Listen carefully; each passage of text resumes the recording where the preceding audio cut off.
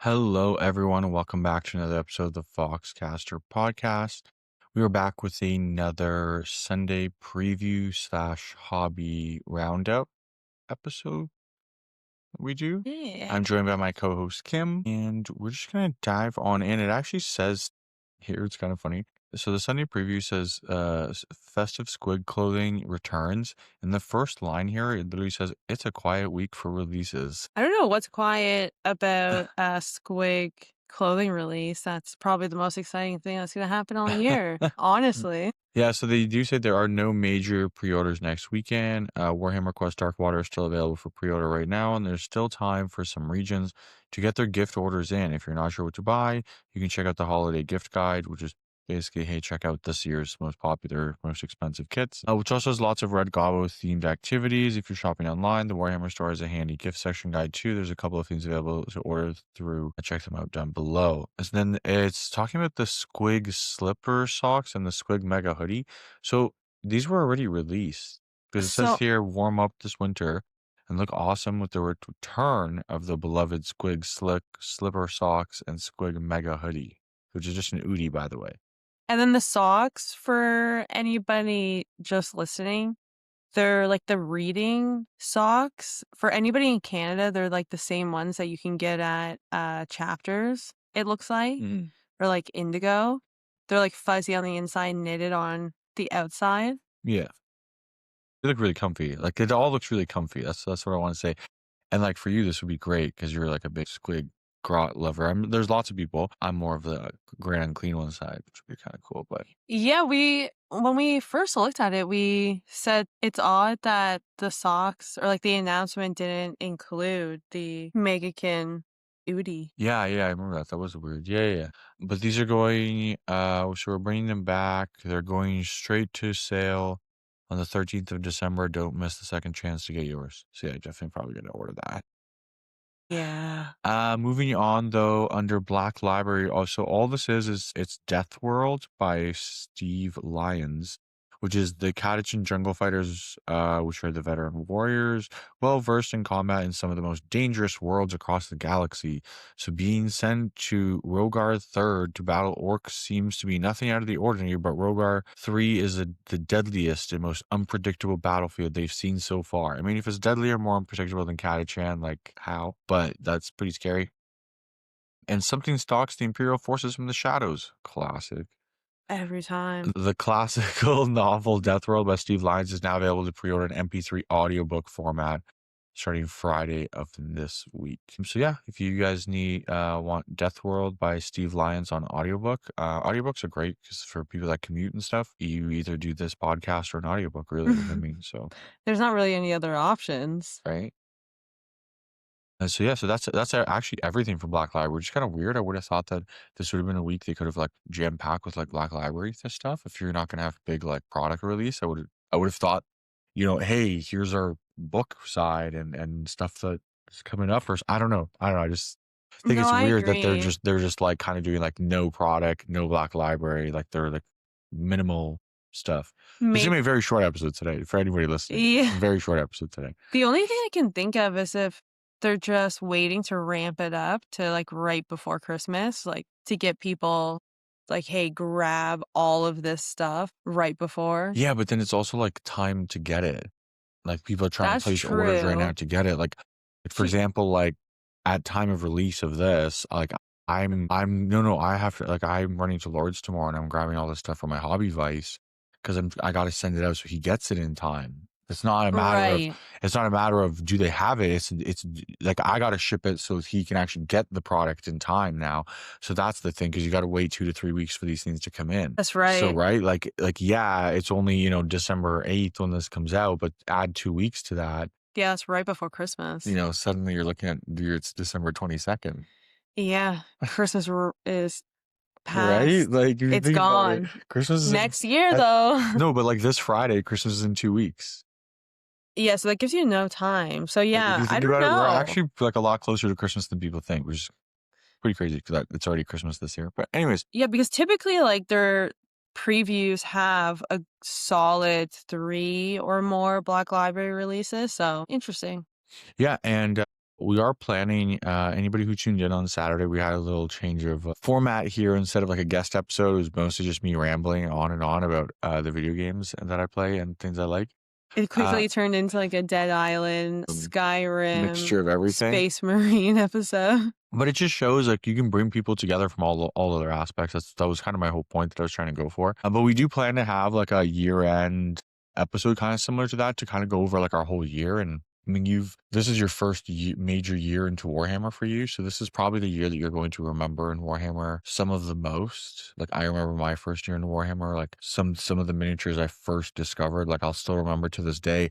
Anybody back in the day, you guys remember the Tau Pathfinder miniatures we used to have, that you could even get one that was laying on the ground with a rail rifle, and it was the metal ones back then. Oh man, I'll never forget the first time I saw those miniatures. I was like, man, this is sick. Those, I need those. 'Cause it was just such a cool idea. Like they hadn't done it before. Yeah. Well, even sorry, this is going to be a bit Mhm. off topic a bit, but even so yesterday we went and got a new spearhead. For me, it was the Skaven spearhead. And that's probably it made me kind of think about, yeah, like things I've discovered in the hobby and stuff. I think one of my favorite things since starting Warhammer is honestly finding all of the AOS armies and finding all of the ones that I love. Reading all the data sheets for Skaven, I don't think I've been so excited since I found Gloomspite. Yeah, no. So we got shout out to a guy named Josh here. I actually just found him on Facebook Marketplace, but he was phenomenal. Amazing. We had a little bit of a week here last week. We had like our cars broken into, our license plates were stolen. Like there was a whole situation that we had to deal with. Like we had to like change like ownership. We had to change calling insurance companies, like the whole nine. Like it was a week. And I messaged him, and like the day we were supposed to go meet up with him too. So I felt so bad because like we're literally supposed to be like leaving to go pick it up from him. And we went No outside and license. we're like, what the heck's going on? No license plates. Luckily, our neighbor has cameras. We checked the cameras. He's like, yeah, somebody broke into your car. So I have the footage, all this. And still with now. So yeah, shout out to Josh because he like held on to it. He's like, dude, I get it. Don't worry about it. Just, handle your business. To me when stuff's good. Got us the half of the Skaven Tide box, the Skaven half of it, which comes with the Skaven spearhead. And then we just picked up the data sheets because the data cards come with just the spearhead data cards, which you love using for spearhead because I it's love it's so so easy, much. especially for a new person. I highly recommend the cards because then you literally are like, okay, I'm dealing with this unit. You pick up the card for that unit. What's my army rule? You just pick up your army rule just to quickly remember it, and then you just have both cards in your hand instead Mhm. of flipping back and forth in the book because that can get kind of tedious and annoying. Yeah. So I find that for new players, something like that. But like your discovery of like data cards, like you'll never forget that. Like when you first got your Death Rattle and your Gloomspite boxes, and you got the cards, you were like, these are so cool. These are amazing. They help so much. But you saw like why the product sells so well. Yeah, You know the what I'm saying? Like, excitement. Like the first book that I got was the Soul Blight Death Rattle. yeah, the Death Rattle edition. Yeah, and then I was like, this is the most amazing thing. I don't think anything could beat this. And then we got the Gloomspite, Git Mob. the special, The Git the Mob. limited edition, or The Git Mob special yeah, the edition, Get Mob. which is, by the way, we both actually agreed. Like, okay, the Death Rattle cover is great. We love the Death Rattle cover one. Don't get me Gorgeous. wrong; it's a gorgeous, gorgeous book. There's something about the Gloomspite cover that I don't know what it is. It's like the way they did it. It feels so it's weird to describe because I don't play these armies, but the Gloomspite book is one of the best ones I've ever seen done. Like that limited edition cover is one of the It's best amazing. covers for a limited edition I've ever seen done. Like we've both said, like if there was a big piece of artwork There of probably is. No, there, no. yeah, there Oh probably wait, is. of the sun, of the sun. Yeah, of on Oh the no, no, they front have that. They have page. that. Don't they have a display of that or whatever it's called? I think they probably do. Because we were I also think I saying, need so it. my favorite battle tome they've ever done across any game system, and this is going back to the fact that I still, to this day, right now, I can even show a photo of it. Anybody who remembers back in 6th edition and prior to that, we actually had, so this is before your time, we actually had limited edition codexes, And what it meant it was actually limited edition. Like when I got my book, I have a certificate in there that says this is copy number blah blah Mhm. blah, and it matches the number in the book matches the number in the certificate. It was and it had a custom cover. You got like a signed certificate with it, and like all this like cool stuff. So back in the day, limited edition books were like huge, huge, only for collectors because people were always like they're a scam and all this. If you're a collector, you wanted one regardless. You didn't care about the cost because you wanted it as for your collection. Like for example, for the Death Guard in 8th edition, they had a limited edition codex and a non-limited edition codex. I bought both because I wanted one to keep, which is still wrapped in its original plastic It is. with styrofoam around it, like hard sealed for like preservation. And I bought a Death Guard 8th edition codex, so I didn't open my limited edition out of 500. I have one of the 500 that they made or whatever it was, because I'm I've seen Death them. Guard are like my thing. That's the reason I got back into it. But after all that, I will still say the Gloomset one is amazing. But the best one they've ever done, and you even agreed to this, was when they redid the Flesh Eater Court in 3rd edition. And for those that don't know, the front of the book shows a flesh eater court, like a regular flesh eater court guy. Looks awesome, great cover. When you flip the book over to the back, it shows a human Mhm. fighting in like as a knight. How they It's see the same themselves. guy. It's not two different people. It's this is how he is to reality to people, and then this is the human side is how he believes he looks. So it's the same dude, but they show you the like effects of this is what he thinks he is versus what he really is. And that design, because they carried it over to the data cards, they carried it over to like everything that edition they did all had that, where even like the data cards had either a split or half had one face, half had another face. Like it's the way they designed that, like whoever that marketing person was on that specific book, Different tears above, vacation. tears Yeah. above. Like You that deserve a was crazy. raise. But the Gloom one was so well done. Because it's just this black, nice, super rimmed edge, this like red reflective metallic rimmed edge. And I'm somebody who like I'm personally like I'm a codex whore. I know that. Like I have a lot of limited edition codexes because that's just my thing. And I'm very fortunate in a lot of aspects of my life. So I can't afford something like that. So to me, as somebody who takes collecting first as my hobby experience, like if you could pretty much break it down to like building, painting, gaming, reading, video gaming, or just straight up collecting. Like I'm just a straight up collector. Like I've bought Mhm. miniatures just so I can have it in my collection, even if I don't play the model, because that's just how I am. If I think a miniature is really cool, I just want it to say like, hey, I have one, check my version out. And that's where I think it's so cool that everybody finds their own spot in the hobby. Like you're a painter, like first and foremost. Like when it comes to the hobby, like I see the when you paint and then probably gaming second for you, I would say for you, if I could maybe list it for you. But because it's like when I see you paint and stuff, it's like the way you interact with the miniature is different. You know what I mean? Like you'll do a spot, and you're like, yo, check this out. Look, look, look. Versus like, when you build something, you're not rushing to show them to be like, look what I built. Look how cool it is. Look, Right. I stuck this here and blah, blah. You know what I'm saying? Like you can tell where someone's passion is, like when they run to show you the mini. Yeah, you have no choice Like but to look at what I painted. I'm somebody like when I finish building something, I'll run and be like, look at this, look at this, look how cool this is. I'd put this and this on it. This I changed a little bit. What do you think of this? Because to me, the building is the most important part of it. That's very true. No, that's very true. Yeah, after I finish painting, I'm like, I want people to see it. I want not no, that's completely true. Like as I'm painting, like after I finish painting, I'm like, you have to see this. You have to look at this, like Yeah, no right. matter what. But not just because I'm like trying to show off or like, hey, look what I did. But it's like I'm proud of what I did. I'm like excited and I want to like share that excitement, if that makes Yeah, sense. yeah, yeah. No, exactly. Not to like in a like a show off way, But because you're we but you'll show it off at the peak moment of joy. right, yeah.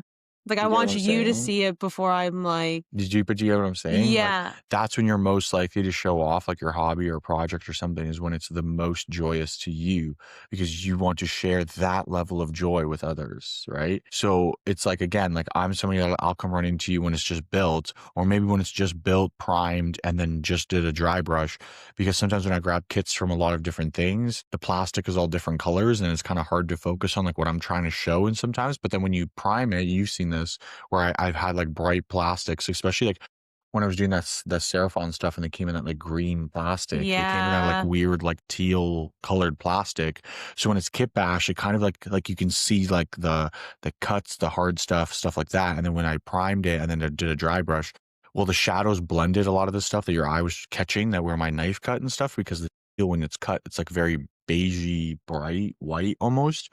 So your eye is like immediate to it, but then when we darkened it and then just did a dry brush, the shadows took care of all that. And then you were like, oh my gosh, it looks so different after it's actually primed, it's just because amazing it's your prime. eyes not going to that like super bright spot on the mini now. Mhm. Anyways, going back to the preview. Oh, yeah, the preview. So the only thing left is the Warhammer Plus stuff. With Warhammer Quest Darkwater arriving in people's hands very soon, what better way than to check out how it's being played with the new episode of Questing Knights?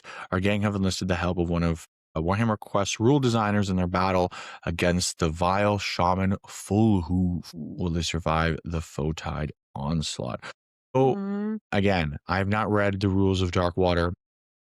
We have not watched a review of how to play it. We will be because we're going to be playing it a lot. We have a lot of plans to play Darkwater, Mm. especially because I'm Magakin is probably my largest army that I actually own for Yeah, very AOS. For easily. AOS, probably by far. They're not like I don't know. It's weird because like I have like a 3 favorite armies, and then my 3 favorite armies I constantly cycle depending on my mood. But a Magakin's up there, so I'm just excited to get more Magakin models. But I'm really excited to play the Darkwater side of things too because I just want to play a really cool board game. And I love how the book is. How you just flip the book, and it's like it's a book, but the book is the board. So you just flip the page, it's a new table. Flip the Yeah, it's page, it's really a new table. interesting. The page is a new table. So you don't have to do nothing. You just flip a page and you can play a whole new battle right then and there. You just grab your minis, reset, you're good to go. They have different Genius. maps just in case you wanna play a certain one, and Brilliant. no, it's a really smart idea. Brilliant.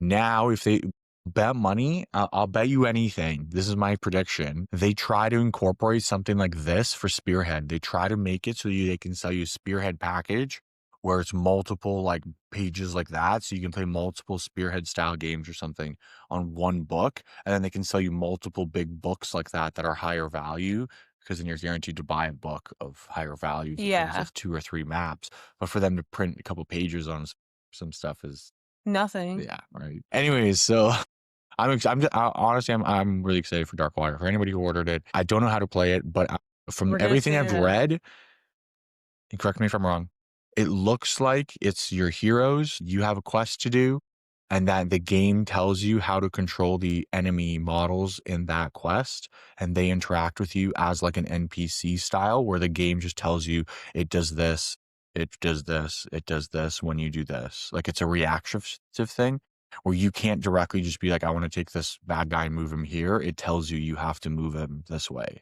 Right. which is cool because it's like there's a preset narrative that would happen, and then you just have to like find a way to play around it and all this Yeah, stuff. it's all about your reactions. Yeah. Anyways, Painting Desk also returns with Ed speaking to heavy metal painter and multiple Golden Demon Trophy winner Robin about painting miniatures to competition standard and what he's learned over many years of display painting. On Deep Strike, Alex chats with Sarah and Wade from other Warhammer studios about the Pariah Nexus animation, diving into the story and picking out a few things you may not have noticed. So that's really cool. I like how they're deep diving these Pariah Nexus, these big animations that a lot of people really liked. Pariah Nexus was huge to a lot of people. That's the one where it's the salamander versus the Necrons. That one I showed you. That one salamander, and Uh, he saves like the humans, yeah, the Sister of Battle and the Space Marine are left and all that. And then you got to see a badass salamander there. Anyways, very true. on the Warhammer community, we'll continuing you with Grotma's calendar alongside the rest of the regularly scheduled content. And finally, the winner of the 50 years anniversary competition have been drawn. The winner is A. Baxdale from Coventry, England. Congrats, Abe Baxendale. Yeah, congrats. Exciting. For the Grotma stuff, I've seen like a lot of people are kind of disappointed in it this year. I mean, honestly, one of the Grotmas things was just like a short story, and I get it, but in the same breath, a lot of people look forward to Grotmas as their, like, break point Mm. to finally getting something released for their army. For example, if you're like a Blood Angel player, your release already happened, you're not getting anything till next edition. You're just Right. sitting and waiting. So Grotmas is kind of like your midway point where it's like, I can kind of get something, which they did. I'm actually reading the Rage Cursed Onslaught page right now as I'm scrolling through this, which is their new detachment.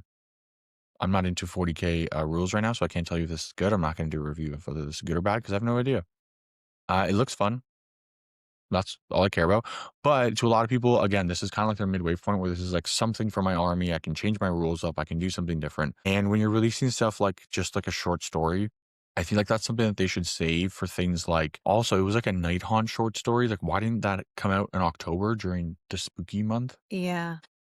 I always You know what I wonder mean? that Like, it with just the felt night weird. haunt. It just felt weird. Like, you're releasing this like horror story for a Grotmas thing. Yeah, yeah, around Christmas. It's like the And it's like, Black yeah, Christmas okay, style. okay, maybe it's like, Christmas themed or like has some Christmas element to it, but it's like, I don't know, it's like this should have been like one of those free articles you guys just released instead of saving it for Grotmas because a lot of people look towards Grotmas as their, again, it's like their hobby update almost. It's like, oh my gosh, I finally get something for my army. I it'll hold me over for the next 3, 4 months, and then hopefully I'll get something cool teased that then will carry me over to the next big release for my Mhm. army. Or, as we know, 2026 is every 3-year Games Workshop updates their major game systems. We just had Horus Heresy this year, and we had Age of Sigmar last year. So 2026 is 40K. So we're looking at 11th edition for Hammer by the end of 2026. No time. Yeah, Right on around the corner. on the hobby front of things, how's your hobbying going? Very exciting, as we touched a little bit on it a little while ago with Skaven. Yeah. So that's the new AOS Spearhead. Haven't played it yet, but we're gonna try it out. It's because she has probably around like 4,000 points of fucking grots now. And I said, you need to start something other than grots. Do I need to? Is that necessary? That's still on the All I've fence. done is build trolls this week. That's all I've done. Yeah, Built there's probably a solid 20, like so 15 to 20 trolls being built, built so many trolls this week. and they look amazing. That's all I did this week. I built trolls. And they look the trolliest Trogoth trolls ever. Yeah. No, they do But look you've been really killing good. it. You've been doing a lot of dry brushing. You've been finally doing your part. So that's great. Yeah, I've decided to, throw my hat in the ring a You know little what's funny bit. though? Every time she does dry brushing, because that's how we do it. Like I build her stuff and then she dry brushes my stuff after I prime it black. Because we both do the slap chop method, but I'm not a fan of high repetitive motion. Which is weird because we're both like semi-pro athletes. Whole repetitive. It was just like in a very repetitive linear movement sport. Anyways, not the point. Maybe that's why I don't like it outside of the gym because I do it so much in the gym that outside the gym I don't want repetitive motion. Honestly, that would make That's sense. why I like painting characters and like unique models and stuff so much. But anyways, not the point. But every time you dry brush something, you're like, oh my god, these minis look so cool. Yeah. Like, every time she dry brushes one of my death guys, like she was dry brushing my OCRX, these guys look so cool. Look at how his wings look and stuff. I'm like, yeah, I know. As soon as I finish dry brush, I'm like, all right, now paint.